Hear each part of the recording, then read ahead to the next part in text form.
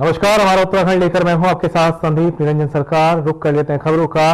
प्रदेश में 23 जनवरी को निकाय चुनाव के लिए मतदान होने जा रहे हैं। इन चुनाव में प्रदेश भर के मतदान कर्मचारियों की मतदान केंद्रों में ड्यूटी भी लगाई गई है। वहीं इस बीच मतदान कर्मियों के मतदान अधिकार को अनिवार्य रूप से संपन्न कराने की मांग के संबंध में कांग्रेस ने निर्वाचन आयोग को ज्ञापन सौंपा है। प्रतिनिधिमंडल ने राज्य निर्वाचन आयुक्त से मांग की है कि 23 जनवरी को मतदान कर्मचारियों के मतदान की व्यवस्था नहीं की गई है। कांग्रेस प्रदेश अध्यक्ष करण मारा ने राज्य निर्वाचन आयोग को लिखे पत्र को भी सौंपा है।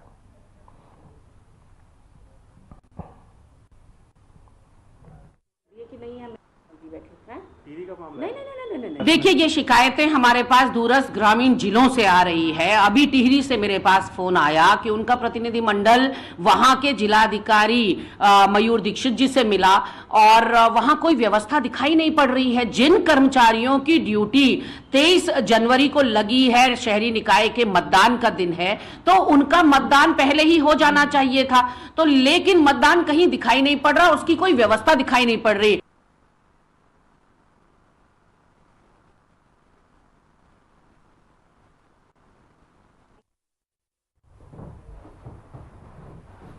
प्रदेश में समान नागरिक संहिता लागू करने के लिए शासन की ओर से प्रयास तेज हो गए हैं। नियमावली के मसौदे में आंशिक संशोधन के बाद से इसे परीक्षण के लिए न्याय और विधि विभाग को भेज दिया गया है। वहीं ये माना जा रहा है कि सरकार 20 जनवरी को नियमावली मंजूर करने के लिए कैबिनेट की बैठक भी बुला सकती है। नगर निकाय चुनाव की आचार संहिता की वजह से सरकार को कैबिनेट बैठक के लिए राज्य चुनाव आयोग से विशेष मंजूरी लेनी होगी। वहीं समान नागरिक संहिता कमेटी के सदस्य सुरेखा डंगवाल ने विस्तार से इस बारे में जानकारी दी है।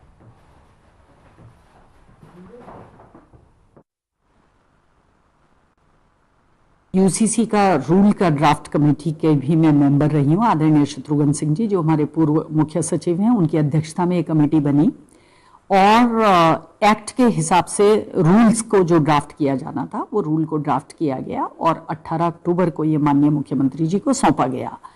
इसका जो स्ट्रक्चर है वो कभी भी जब रूल बनते हैं वो एक्ट की जो भावना होती है, ये एक्ट में जो प्रावधान किए होते हैं उसके बाहर आप रूल नहीं बना सकते, तो उसी के आधार पर रूल बनाए गए। हाँ, उसके स्ट्रक्चर में कभी ये हो सकता है कि हम एक बात को एक से अधिक बार कह रहे हैं और हमारे जो न्याय विभाग है या हमारा जो विधि है विभाग है वहाँ ये महसूस किया गया हो कि जितना हैंडी बने, जितना उसमें रेपिटेशन ना हो, जितना उसका स्ट्रक्चर सेल्फ एक्सप्लेनेटरी हो, उतना ज़्यादा बेहतर होगा।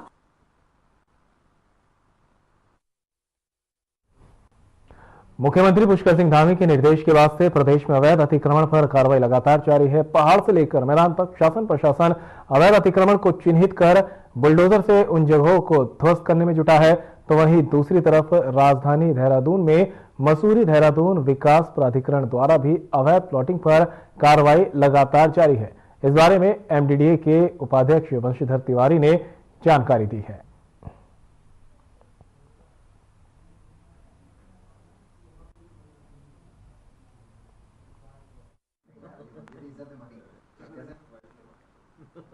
कल ही हमने 25 बीघा की अवैध प्लॉटिंग बंदोबस्त की और साथ ही साथ जगह जगह हमने होर्डिंग्स भी लगाई हैं कि अवैध प्लॉटिंग न करें, न खरीदें। और जो भी भूमि या भवन के क्रेता हैं उनके लिए भी अवेयरनेस प्रोग्राम चला रहे हैं। साथ ही साथ सोशल मीडिया के माध्यम से बहुत लोग कृषि भूमि जो है हमारे कृषि क्षेत्रों में अवैध प्लॉटिंग कर रहे हैं या जो फार्म हाउस है उस तरह के विज्ञापन कर रहे हैं, व्यावसायिक दुकानों का कर रहे हैं। तो सोशल मीडिया में इस तरह के जो विज्ञापन हो रहे हैं उसको ऑब्जर्व करने के लिए, उसको देखने के लिए हम लोगों ने अलग से IT सेल की टीम बनाई है और जो भी इस तरह से अवैध गतिविधियां कर रहे हैं उसके खिलाफ हम लोग कार्रवाई कर रहे हैं।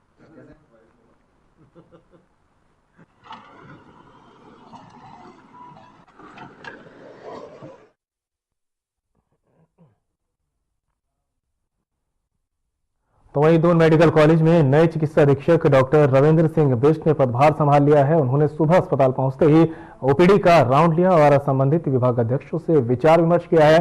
डॉक्टर बिष्ट अभी चिकित्सा शिक्षा में अपर निदेशक हैं और उन्हें दून मेडिकल कॉलेज की अतिरिक्त जिम्मेदारी भी अब दी गई है। नए चिकित्सा अधीक्षक ने OPD, operation theatre, emergency ICU, साफ सफाई आदि के संबंध में दिशा निर्देश दिए। डॉक्टर रविंद्र सिंह बिष्ट ने बताया कि अब से दून अस्पताल की इमरजेंसी में आने वाले मरीज का हर हालत में 1 घंटे के अंदर इलाज शुरू किया जाएगा।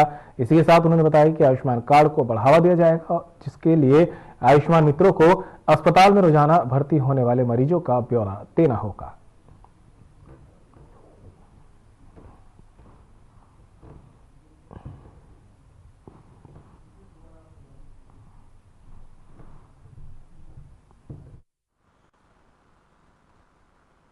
आज मैंने एमएस का कार्यभाग यहाँ पे संभाला है दून मेडिकल कॉलेज में, हॉस्पिटल में।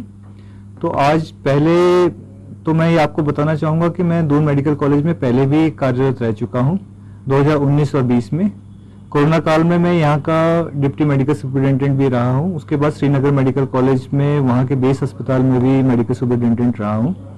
तो आज ये अतिरिक्त कार्यभाग मुझे दिया गया। तो मैंने आज सुबह अस्पताल का राउंड लिया था, ओपीडी का राउंड लिया था। तो कुछ चीजें हैं जो कि अभी हमने करनी है प्राथमिकता के ऊपर, तो वो हमने संबंधित विभागाध्यक्षों को बुलाया और उनके साथ डिस्कस करके कुछ एक फ्रेमवर्क बनाया।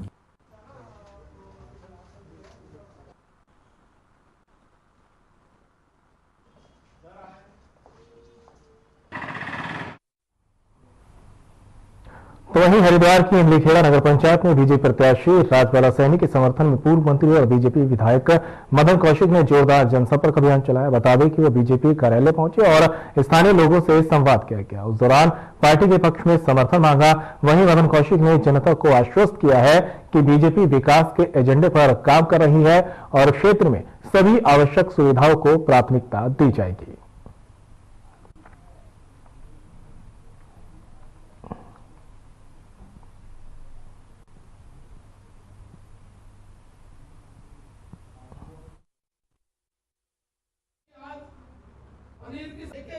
लेकिन हमारी जो पंचायत है इमलीखेड़ा, यहाँ का मैंने माहौल देखा है। मैं एक दिन जब पहले दिन था कार्यालय शायद उद्घाटन था, तब भी मुझे आने का अवसर मिला था। आज भी मैं आया हूँ। लेकिन लोगों में एक संकल्प है कि हमें इस पंचायत को बहुत आगे बढ़ाना है। तो निश्चित रूप से भारतीय जनता पार्टी के प्रति सबका एक झुकाव भी है और ये पंचायत हम एक बड़ी विजय के साथ, पूर्ण बहुमत के साथ हम यहाँ बोर्ड बनाएंगे। हरिद्वार में तो हम हरिद्वार निगम की बात कर रहे हैं। जिले में तो रुड़की भी जीतेंगे, हरिद्वार भी जीतेंगे, भगवानपुर भी जीतेंगे, इमलीखेड़ा भी जीतेंगे, ढंढेरा भी जीतेंगे, सारे जीतेंगे। हारने का क्या मतलब है?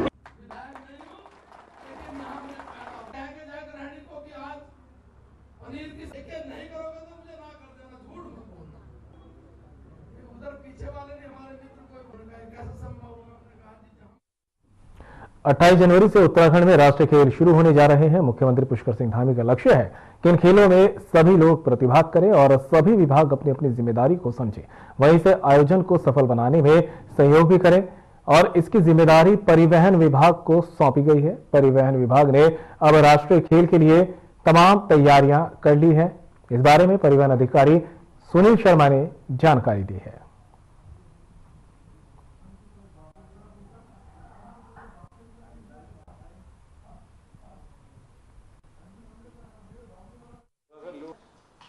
देखिए, उत्तराखंड के अंदर 38वें राष्ट्रीय खेल हो रहे हैं। ये एक पर्व की तरह है जो उत्तराखंड में मनाया जा रहा है और प्रशासन और सरकार का ये मानना है कि ज़्यादा से ज़्यादा लोग, ज़्यादा से ज़्यादा दर्शक गेम्स को देखने जाएं, कॉम्पिटिशन्स को देखने जाएं।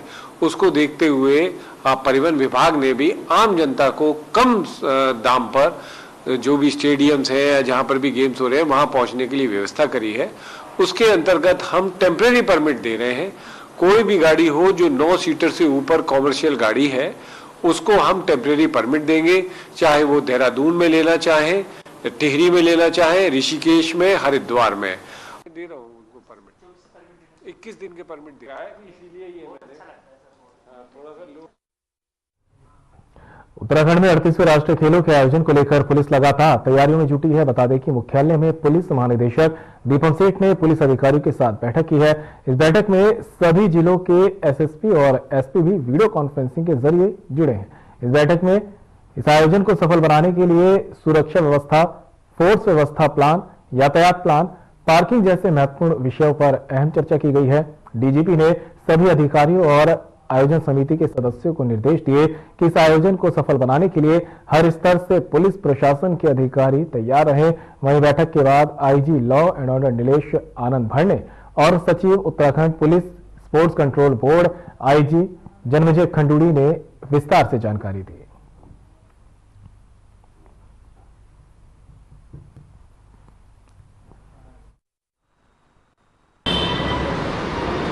38वें राष्ट्रीय खेल हैं जो कि हमारे यहाँ उत्तराखंड में 28 जनवरी से लेकर 14 फरवरी तक प्रस्तावित हैं।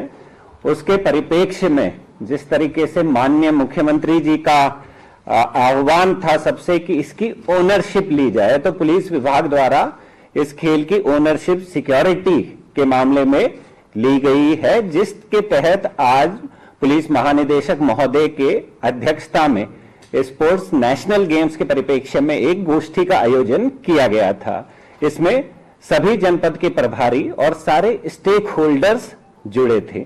जो स्टेक होल्डर्स हैं उनमें जो एसपीएमयू है जो कि प्रोजेक्ट मैनेजमेंट यूनिट है, जिनको कि ये टेंडर एज ए कंसल्टेंट आवंटित हुआ है ग्रैंड थॉर्टन नाम से, तो उनके प्रतिनिधि, इसके अलावा दीपाली डिजाइन्स जो इंफ्रास्ट्रक्चर सिक्योरिटी का प्रोवाइड करेंगे उनके प्रतिनिधि।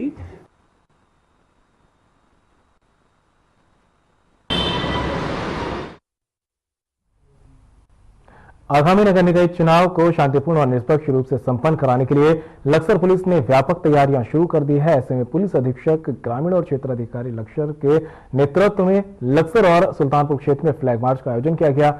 इस फ्लैग मार्च के दौरान जनता को जागरूक किया गया है, साथ ही चुनाव में सहयोग करने की अपील भी की गई है। वहीं अधिकारियों ने स्पष्ट किया है कि चुनाव में किसी भी प्रकार की गड़बड़ी करने वालों पर सख्त कानूनी कार्रवाई की जाएगी।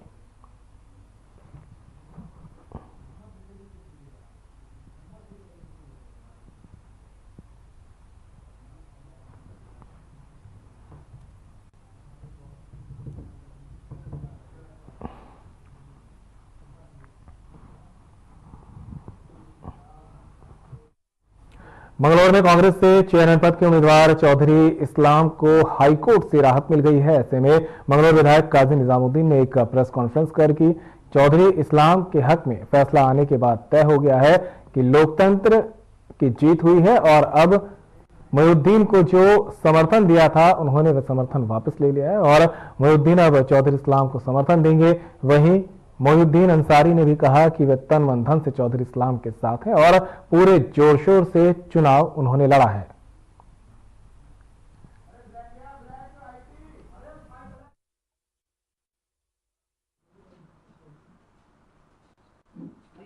ये कांग्रेस पार्टी ने विधायक काजी निजामुद्दीन साहब ने, चेयरमैन साहब ने समर्थन दिया था।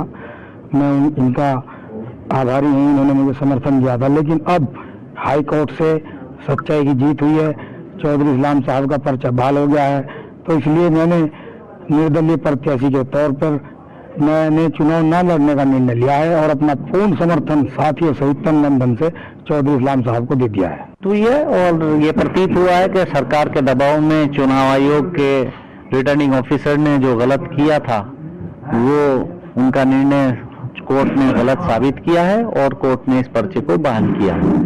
तो अब हम उम्मीद करते हैं कि जितनी चुनाव की प्रक्रिया बची है, पोलिंग और काउंटिंग, उसको भी चुनाव आयोग अब कम से कम विधिवत तरीके से ईमानदारी से कराएगा। अब सरकार का किसी प्रकार का दबाव नहीं होगा। जैसा नगर पालिका के चुनाव, जैसा विधानसभा के उपचुनाव में जुलाई के महीने में यहाँ लाठी और डंडा चला, हम उम्मीद करते हैं कि वो यहाँ नहीं होगा और किया तो फिर उसका पूरा विरोध होगा। समर्थन मुझे रहा है, रहेगा। मैंने भी इनका समर्थन किया था।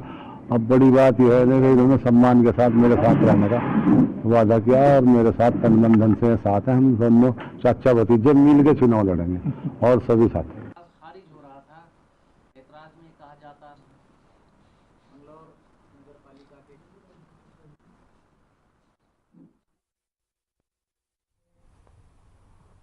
हरिद्वार में राष्ट्रीय खेलों की तैयारियां जोरों पर है। 25 जनवरी तक सभी व्यवस्थाएं पूर्ण करने के निर्देश दिए गए हैं। दरअसल हरिद्वार के रोशनाबाद खेल परिसर में राष्ट्रीय खेलों को सफल आयोजन को लेकर तैयारियां चल रही है। जिलाधिकारी कर्मेंद्र सिंह की अध्यक्षता में एक अहम बैठक आयोजित की गई है। इस बैठक में सभी विभागों के अधिकारियों को 25 जनवरी तक तैयारी पूरी करने के सख्त निर्देश दिए गए हैं। इस बैठक में जिलाधिकारी ने खेलों के दौरान खिलाड़ियों के ठहरने, खाने, सफाई, मीडिया कवरेज और सुरक्षा व्यवस्था पर विशेष ध्यान देने को कहा है और साथ ही जल निगम और बिजली विभाग को जल्द से जल्द काम पूरा करने का निर्देश यहां पर दिया गया है।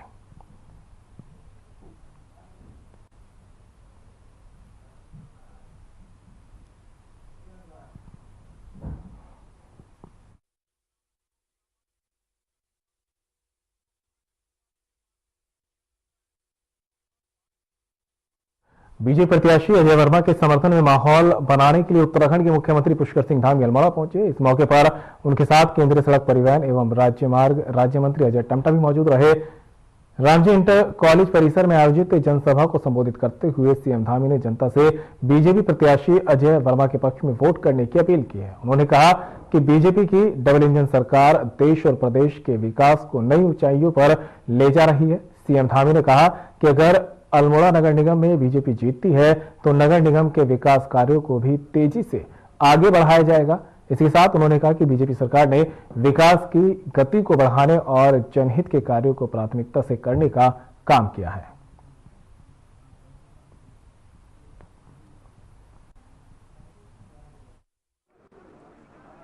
अपार समर्थन मिल रहा है, अपार आशीर्वाद मिल रहा है और मैं अल्मोड़ा आया हूं। मैं देख रहा हूं कि पूरा अपार उत्साह है लोगों में, अपार समर्थन है। ये खचाखच भरा हुआ ये मैदान है, ये इस बात को दिखा रहा है कि अल्मोड़ा में भी इस बार पहली बार नगर निगम बनने के बाद चुनाव हो रहा है। ऐतिहासिक चुनाव है। इस चुनाव में यहाँ कमल खिलने वाला है। अजय वर्मा जो हमारे बहुत अनुभवी और बहुत समाज सेवक कार्यकर्ता को यहाँ पर प्रत्याशी भारतीय जनता पार्टी ने बनाया है, वो निगम के मेयर यहाँ की जनता उनको बनाएगी और इस सांस्कृतिक जो राजधानी है उत्तराखंड की, उस सांस्कृतिक राजधानी को, विकास के कामों को और गति प्रदान होगी और तेजी प्रदान होगी। 3 गुना गति से जो है ये सब नगर निगम आगे बढ़ेगा। प्रदेश के अंदर देखो क्या स्थिति है? पूरे प्रदेश के अंदर सब जगह, पूरे प्रदेश के अंदर सब जगह ऐतिहासिक जीत होगी और ट्रिपल इंजन की सरकार बनेगी।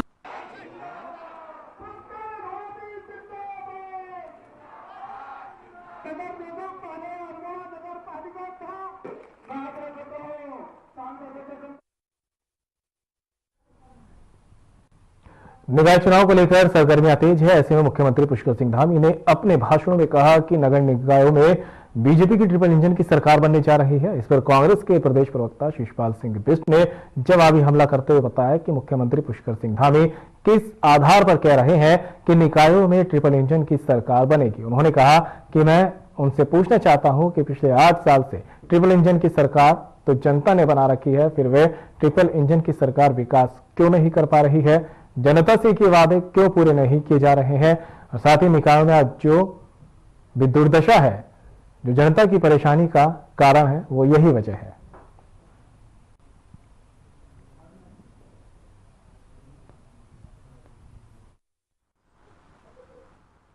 में अगर मुख्यमंत्री जनसभाओं में कह रहे हैं कि ट्रिपल इंजन की सरकार बननी चाहिए, तो मैं उनसे पूछना चाहता हूं कि 8 सालों से इस राज्य में ट्रिपल इंजन की सरकार तो जनता ने बना रखी है, फिर वो ट्रिपल इंजन की सरकार विकास क्यों नहीं कर पाई, जनता से किए गए वादे क्यों नहीं कर पाई पूरे?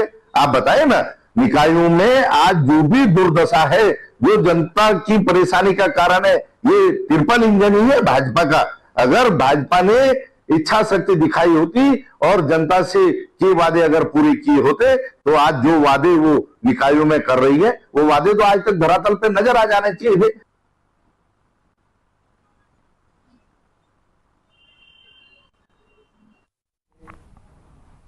उत्तराखंड में नगर निकाय चुनाव को लेकर सभी पार्टियां तैयारियों में जुटी हुई हैं। सत्ताधारी पार्टी की बात हुई या विपक्ष की, दोनों ही पार्टियां अपनी अपनी जीत का दावा कर रही है। कांग्रेस पार्टी प्रदेश प्रवक्ता शिशपाल सिंह बिष्ट का कहना है कि बीजेपी सरकार के झूठे वादों पर जनता ध्यान दे रही है और शहर की बुरी हालत को देखते हुए इस बार जनता ने अपना मन बना लिया है और इस बार इन निकाय चुनाव में कांग्रेस अपना परचम लहराएगी।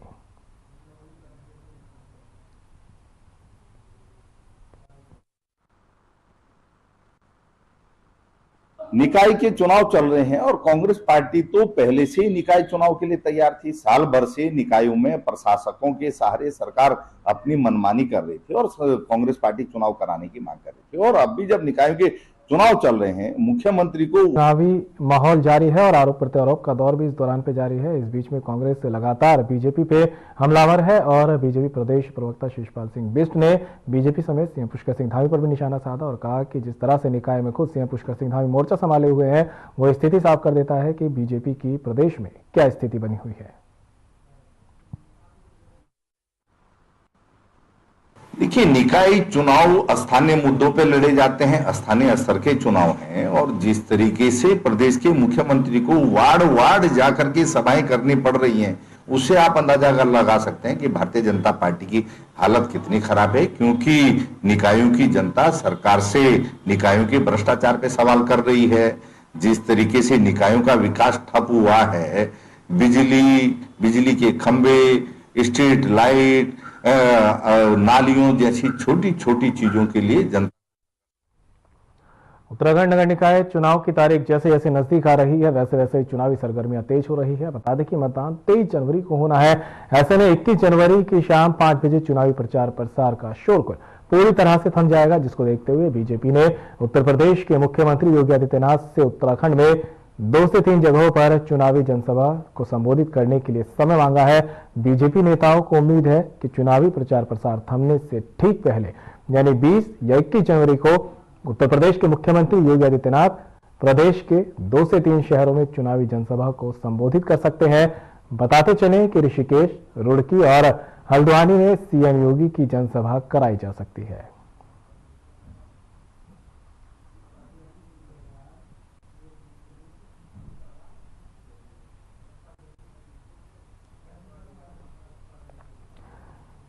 तो खबर आप तक पहुंचा रहे हैं, जहां पर चुनावी शोर लगातार जारी है। ऐसे में बीजेपी ने यह भी कयास लगाया है कि सीएम योगी चुनाव प्रचार के आखिरी दौर में चुनावी मैदान में उतर सकते हैं और बीजेपी प्रत्याशियों के लिए प्रचार कर सकते हैं। 3 शहरों में उत्तर प्रदेश के मुख्यमंत्री योगी आदित्यनाथ चुनाव प्रचार कर सकते हैं और चुनावी सभाओं को संबोधित कर सकते हैं। बता दें कि 21 तारीख की शाम 5 बजे पूरी तरह से चुनावी शोर थम जाएगा। उससे पहले सीएम योगी उत्तराखंड आ सकते हैं और चुनाव प्रचार में अपनी भूमिका निभा सकते हैं।